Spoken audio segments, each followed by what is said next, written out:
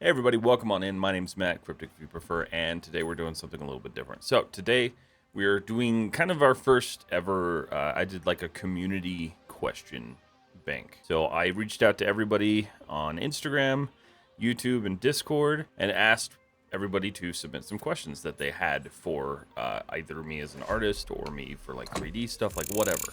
So today we're going to go through those questions. We'll just have like a little Q&A session. So I'm going to try to do these like maybe once a month. I think they'll be kind of fun to do and kind of keep up with everybody and get people's questions answered. So I will state this, that some of these I had to kind of figure out what they were asking just because the language barrier is a little bit broken sometimes. But other than that, these were all really good questions. So let's go ahead and roll on into it.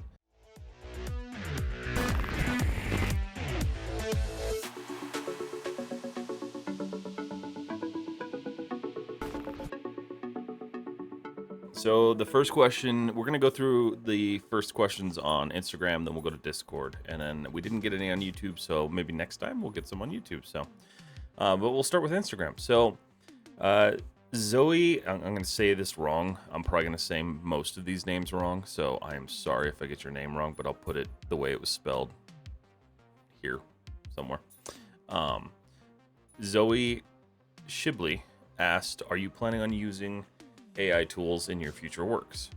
That's a really good question. I know it's just kind of like a place where a lot of people are trying to figure out like where they're supposed to use it and what they should do with it. And my honest answer is no, I don't plan to. I will use like machine learning for things like background removal and really like mundane tasks, but I'm never going to use AI to actually do something creative for me because that's not it. I'm not interested in losing a part of a process to a computer like that.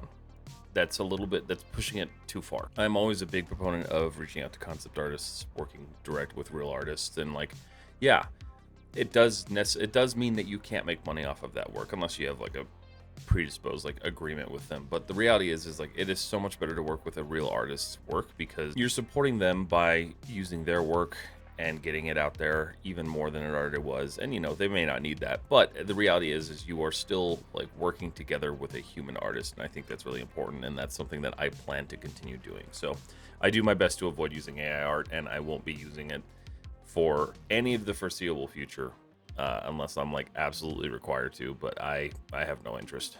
Matrix Baumik, again, I'm sorry, I'm probably butchering all of these. How do you get a 3D modeling job in the USA? It's kind of like any other job, aside from the fact that the kind of the higher end range of like competition is so much, like there's just so much more and so few jobs. So when it comes down to it, if you're a student, the best way is to just get into an internship and just kind of get yourself in there and then start working your way through the pipeline and finding where you fit and where you sit. Aside from that, outside of it, it does come down a lot of the time to networking and who you know. It comes down to how good your portfolio is. Like it's going to be the same generally in every kind of country. Like your portfolio matters, your ability to work with teams matters, and your experience matters. And so when it comes to finding junior positions and stuff like that, if you can't find them, yeah, it's cool to like apply to higher end positions, but really like if you're just getting in, you want to look for those junior positions and jump into those. Even if you have a skill set that doesn't necessarily mean you're a junior, if you've never worked in a production pipeline for gaming or film or any of that, you're gonna go in as a junior. It's, from what I understand, pretty rare that you'll get hired on as like a senior. So the reality is that it's kind of the same everywhere. You just got to spend your time, do your research, apply where you can, and if you can, do an internship because the internships usually open doors for you pretty well. Andy304 asks, how do you know when you are ready to learn a new 3D software? That's a great one.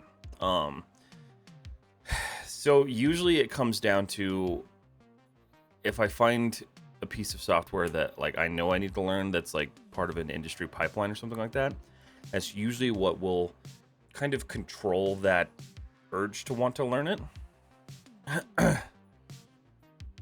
But as far as being ready, usually it comes down to when you get to a point of like comfort. So Substance Painter, for instance. I've gotten really comfortable with Substance Painter over the past couple of years.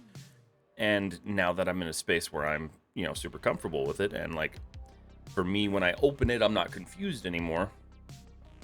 That tells me that I am okay to now move on to the next thing and figure out what I need to do, which is why I'm doing ZBrush. That's kind of the way I look at it. So once I feel comfortable enough to say like, okay, cool, I can take a step back. I don't need to like slam this program for weeks on end, and then I can move into something else. So that's generally how I'll do it. It works differently for everybody, but that's just kind of like my workflow when it comes to like learning new software.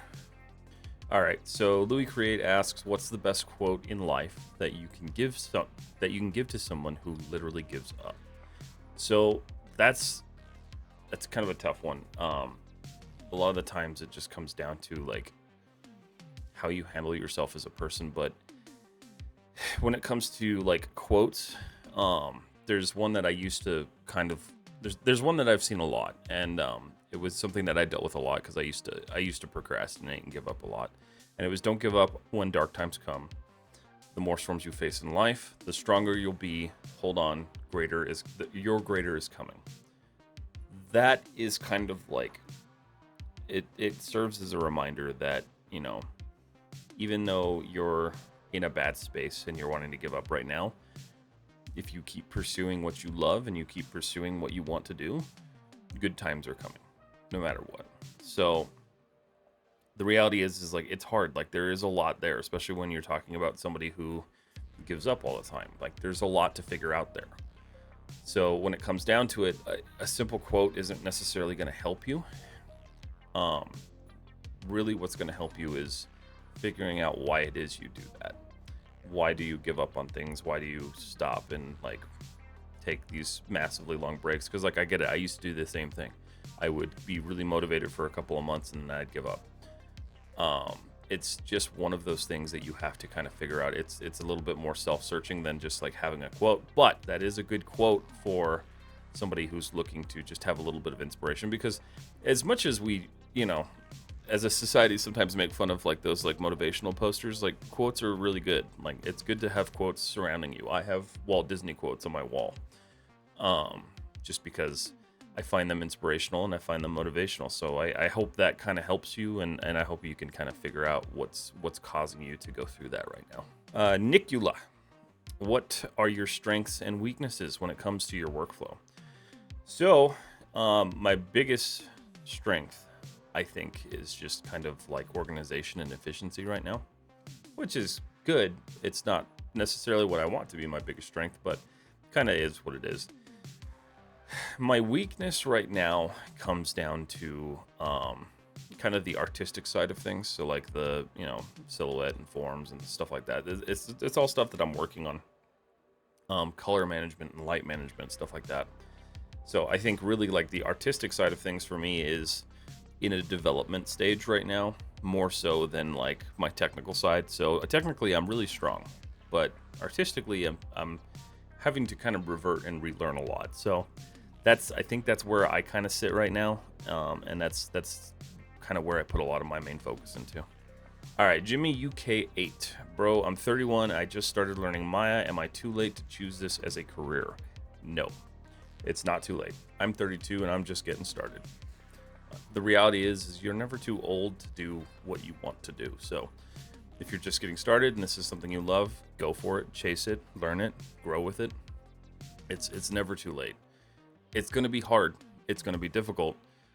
And, they say that it gets a lot more difficult as you go through life because you become more cemented in the things that you do like throughout your day, like where you live and stuff like that. You become more concrete in those. So it's going to be a challenge, but I promise you it's worth it. So you're never too late, and you're never too old for anything, not just 3D, but for anything. All right. Sin? I think it's Sin. It's either Sin or Sing 3D. How to model anything and not get scared with the complex shapes on reference. So it's kind of a catch-22, because when you're working with concepts, you're working with work from somebody who they have probably a much better like design brain than like say you or I. Sometimes you're going to find projects and they're going to be daunting. The ship that I did last year, like that was daunting. There's some really weird, funky shapes in that. So it's not so much that you're ever going to not be like scared, but it's more about how you handle the emotion that comes with it. So instead of being fearful of like how you're going to do it, just be open to experimenting and trying to learn how to build these new shapes, because the reality is like a shape is just a shape. It's just polygons. You know, you are going to find a way to make it. It is just getting over that little daunting step of like, oh my God, this is complicated. But I do get it. I understand that. So as far as like getting over it, it just kind of it comes with the course. Eventually you'll just get a lot better at it, and you'll just look at concept and be like, okay, that's funky, but I can do it. Yeah, the fear does eventually go away. You'll get better at it. Jaideep Deva is having a great portfolio enough to get a job? Should I have a specific portfolio for things like modeling, rigging, animation as a focus? Okay, so this is actually a really good question, because a lot of people, I feel like when they kind of come out of school and stuff like that, they don't really have a good understanding of like where their portfolio should be and what they should be doing. Because unless you went to a really specific school, they don't necessarily teach you that. So as somebody who's going into the industry or trying to go into the industry, what you want to do is pick your discipline. That is also kind of a weird thing, because so for someone like me, right, I'm a generalist. I like to do everything. I like to do all of the process. I enjoy every single part of it, except for UV mapping. But I enjoy every part of it. So I consider myself a generalist, because that's the type of skill set that I want to have. But if you don't want to go down the path of generalist, which, you know, it's totally understandable, because there's a lot to learn there. So you want to choose what you're best at and make sure the portfolio that you have is what you're applying with. Now, yes, technically, if you wanted to split all your roles and have multiple portfolios and like send them to different job types, you could do that. It just sounds like a nightmare to manage. So that's kind of up to you, personal preference wise, because, you know, you can have like multiple resumes for different types of jobs and stuff like that. But I would say just put your best work forward in your chosen discipline, and then just make sure your portfolio reflects like your skill level there. Denagic 12. What platform would you recommend for building a web portfolio? ArtStation. ArtStation is just honestly kind of one of the best. If you want to build your own, I know a lot of people use like Squarespace and stuff like that, but that's if you want to get into the whole like web UI and web design thing. It's not necessarily something that I would want to get into, but ArtStation has a really nice like portfolio site builder. You do have to, I think, pay for their like pro subscription to that, but if you're gonna build a website, you're gonna have to pay for it anyway, so you kind of might as well at that point. But yeah, I would seriously make sure that you're using ArtStation. INI Jax. Will it be possible to run a masterclass along the year to help young 3D artists? So that's cool. That's a good question. I don't necessarily have plans for like a massive like masterclass, but I am working on a long form tutorial series that'll be exclusive to Patreon. So if you are interested in that, you can join my Patreon. The link is in the description. But we're going to be building a I think I decided on the motorcycle finally, so it's going to be an Indian motorcycle. But I'll release like the model and all that stuff once I get all the concept art downloaded and everything, and all the reference images figured out. But we're going to go through the entire process of modeling, texturing, and rendering a motorcycle. So it's going to be really cool. It's going to be a very in-depth series, and that's why it's going to go on Patreon, because it is going to take a lot of work to build. So I do need to try to recoup a little bit of that time, money-wise. But that'll be the closest I get to like a masterclass. Let's see. Aditya Sharma. And I'm sorry if I'm butchering these names again. How do I decide what models to make? So I get this question a lot, and I guess I had never really like struggled with the indecisiveness, but like looking at it from somebody who like just doesn't really know where to start or where to go, my best advice is initially just go around your house and find interesting things and model them, because it's honestly a really good way to learn. I used to model tools, so like I would grab wrenches and stuff like that, and I'd model those. But all sorts of stuff like that. Like, you can start with these simple things and then eventually look at stuff that you want to model. So like, you should get to a point where you're like, I want to model this, I want to build an airplane, or I want to build a tank, or I want to model a mall or a house. Whatever it comes down to, like, it should be stuff that you want to work on, because those are going to be the projects that kind of help you succeed more as an artist, because you're going to be excited to work on them. So, just when you're choosing things, make sure you're excited to do them. And I think that's what helps the most. All right, Sandesh 13. Do you hate correcting UVs? Because I always postpone it. Yes, I don't like UV mapping, UV unwrapping. I don't like it at all. I think it's a very boring and tedious process, which is why I started learning Rhizome 3D, because it makes it just that much faster. It made it fast enough for me to not hate it as much anymore. So it was kind of the trade-off. Like, do I need to buy a new piece of software to do this? Not necessarily, but do I want to make it faster? Yes. So I don't think I'll ever not hate it, just as much as like retopology is not a huge thing that I'm a fan of. But otherwise, I don't like it. Elixir VFX. How do 3D modelers get engaged on TV/film work? Is it usually contract? So it usually is, yes. So what'll happen is you'll sign up for a contract. They'll generally be like a year to 2 years.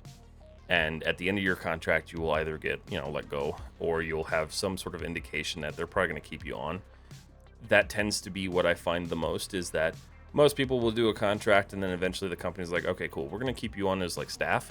So I see a lot more contract jobs than I do staff jobs, because generally the staff jobs don't really make it to the whole phase of looking for external individuals. I see staff jobs a lot more when it comes to the gaming industry, but as far as TV film, because it's kind of up and down, usually it's going to be contract to initially start, and then eventually you'll kind of work through that system and hopefully get hired on in a studio. A lot of the people that I've talked to, they just eventually end up getting hired on somewhere, and they just stick around. So that's kind of the way that one works. Mandeep 42,000. Is there any plugin for retopology in Maya? Yes, it is called Quaddraw. It's not a plugin, it's built into Maya. It is one of the best tools for retopo. There may be tools to make it faster and better, but honestly, Quaddraw is pretty straightforward and efficient, and it works really well. So I would take a look at learning Quaddraw. Dashan Kamayal. I hope I said that right. How to do complex modeling. So this is one of those breaking down your process questions, right? So to do a complex model, you have to first decide on the shaping of it. So we'll use a tank, for instance. You have to decide on the shape of it, your silhouette, your blocking out. So the first thing you want to do is block out your main forms. And by doing that, it gives you a really good idea on how things are going to sit.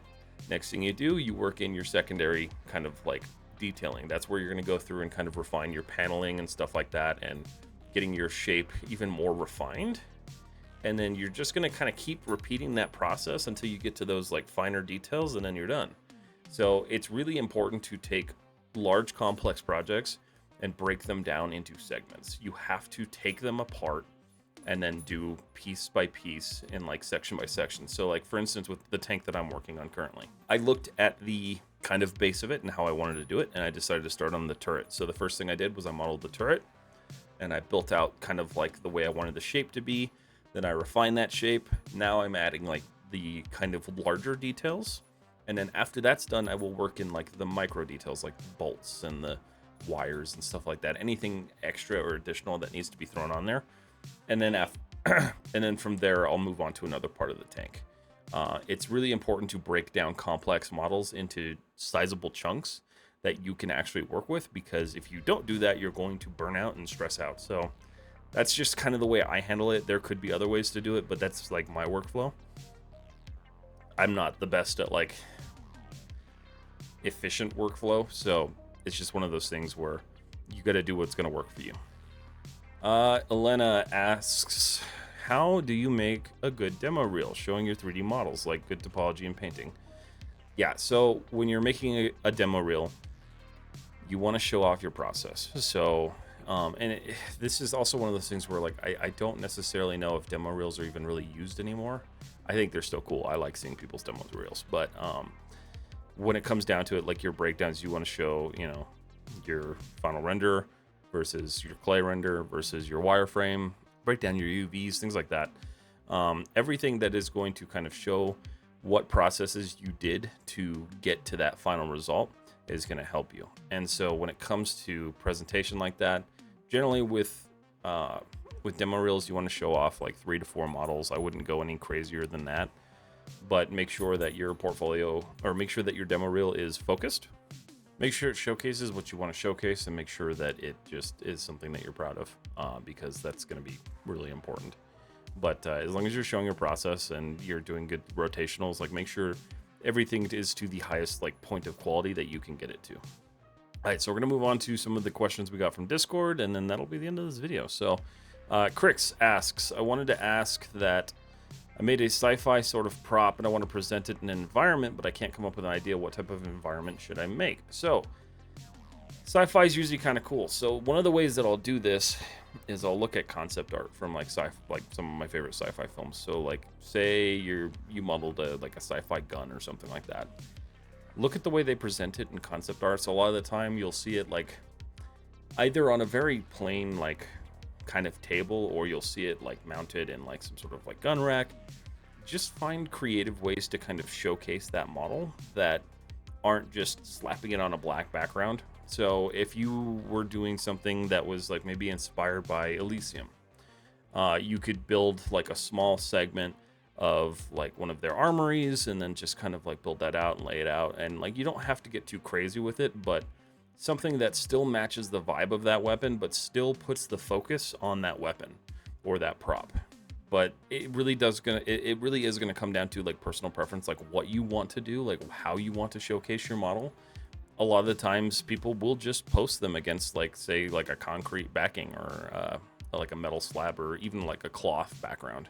So it's totally up to how creative you want to get to it or how much work you want to put into it. So if you want to just go simple, just do a little cloth sim, drape a cloth, throw a good texture on it, and make sure your lighting's good and showcase your prop. It's really just kind of what you want to do there. All right, Michael Stryker asks, if you were to get spotted by the industry, how would that happen? Do they just lurk on an art station, or do you have to be approached by anyone in the industry as of late? Or have you been approached by anyone? So no, I haven't been approached by anyone.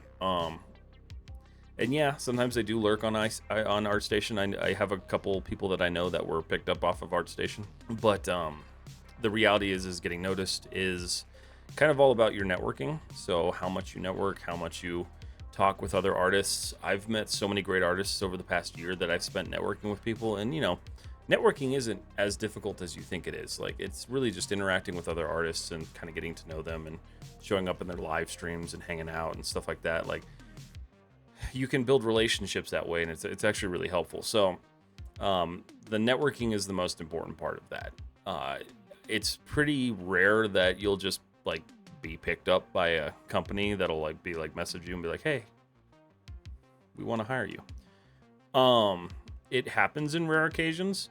I remember way back in kind of like the Iron Man days when Iron Man came out, there was a guy who did this like baby Iron Man animation, and it went viral, and he got picked up by ILM, the studio that did the Iron Man VFX. But that's such a rare scenario, I wouldn't put a lot of like faith in it, so don't count on it. Really, it comes down to networking and doing things that are challenging for you and doing things that are going to push your art to the next level and then eventually get you noticed. Another good thing that I've heard is competitions, doing competitions on ArtStation, Pixar RenderMan Challenge, stuff like that. Look for stuff in the community you can do to get involved and get kind of in the spotlight with those people. Those are good ways to get seen. Tex. Ahmad Tex asks a question. Of course he did. You've talked about going to school for 3D design, but not going into the field. What sparked your interest in getting back into 3D and making content about it? So what happened with that was basically I was burning out on everything I was trying to do. I was trying to do video game streaming. I was trying to do video game content. I was trying to do filmmaking content, like all that stuff. None of it was working. None of it was making me happy. None of it was enjoyable. The reason I came back to it is because it's something that I know I love. I have always loved watching VFX making ofs and things like that. And so for me, it came from a place of just wanting to do it passionately and like do it for a passion and a hobby, or make it into something that it can be hopefully someday. And the reality is like I just kind of started posting to see what would happen if I converted everything that I was doing into just 3D stuff. And I guess I got lucky in that aspect because it kind of blew up. But yeah, it was kind of like my last hurrah. Like I knew I was going to do 3D art regardless, but doing it for social media and stuff like that was kind of like last year I was just like, this is my last kind of attempt at the social media thing. And if this doesn't work out, I'm going to stop dedicating my time to it. And thankfully it's working out. So like I enjoy where I am and I love what I'm doing now. But as far as like getting back into it, yeah, it was really just a drive to do something that I actually cared about and to do something that made me feel like I was actually, growing as a person and growing as an artist. So that's just what I do. All right, and our last question is Mansano. Do you think that the value of the work and art of other countries, whether Hispanic or American, are equally important? Or do you think that one has more talent than the other? And what do you think about Latinos? Okay, so it's an interesting question. The second part, I'm not really necessarily unsure how to answer like that. I don't really know if there's like some weird context behind that, but I have no opinion on like people's race because it's just not really something that I focus on. So I wouldn't really necessarily want to answer that in a way because I don't really have an opinion on it. And that's not to say that I like or dislike people. Like I don't have an opinion on it. But as far as it comes to like Hispanic or American like work, or is it like equal or more important than each other? No, I think all art is important. I think that no matter where you're from, your art is important and it matters and it's going to be what it is. No one's art holds more importance over somebody else's art. And I think that's really important to think about, because in the day and age that we're in with social media, we all tend to think that like the likes mean that their art is more important than like our art, or the viewership is more important, makes them more important than me. That's just not the case. The reality is the world that we live in, social media kind of like skews it, right? So it skews it and it makes it a little bit murky. And so we get this kind of fake idea in our head that like their art matters more because they have more followers or they have more viewership or whatever it is. But the reality is art is kind of an equal space, right? Like art is art. Art is subjective, and art is this space that we all get to experiment with and grow in and learn in and be in. And I think it's really important to kind of set aside the notion that someone's art is more important than your own, because that's just not the case. I never want somebody to say like, oh, your art's way more important than mine or way better than mine. Like, again, it comes down to it being subjective. It doesn't matter. It's important to know as an artist who you are and where you stand. But it's also very important to make sure you look back and you say, my art is important. No one who is a good artist is going to try to convince you that their art is more important than yours. Because the reality is most of us who get to the point where we are like great artists, there's no room for that type of ego. And if there is room for that type of ego, you need to kind of check yourself. But the reality is like your art is just as important as somebody who's like better than you skill wise. It doesn't really matter. So it doesn't matter where you're from. It doesn't matter who you are, what your age is, what your gender is. Like none of that matters. What matters is that your art is your art and your art is important. So none of the outside sort of influences matter. So I hope that kind of helps. I know that was kind of like a long-winded answer, but this is one of those things that like when somebody asks me this, I want to make sure that it's answered in a way that makes people understand that like there is no like preference. There is no more importance on somebody else's art. It doesn't matter. Like it may just be that you haven't been discovered yet. Could be a whole lot of things. Like I don't think my art is very important. I think it's important to me because I made it, but I don't think in the grand scheme of things, my art is important. And I don't think many artists would. So I guess we'll just kind of like leave that one there and say like, that's kind of the feelings on it. You know, your art's important no matter what your nationality is, or no matter what any outside factor is, your art is important no matter what.